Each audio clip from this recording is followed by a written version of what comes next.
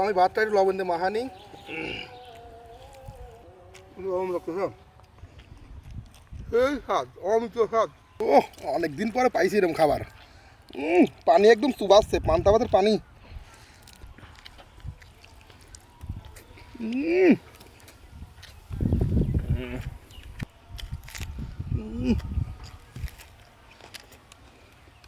অনেক সময় কাঁচা মরিচ আর পেঁয়াজ দিয়ে খাইছি এখন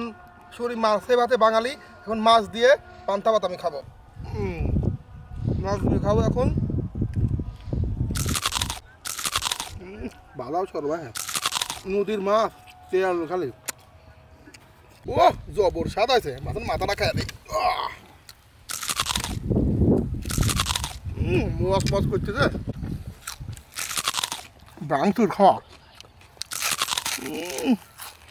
সেই টেস্ট একটু মরিচ নিয়ে দেখি কেমন হয়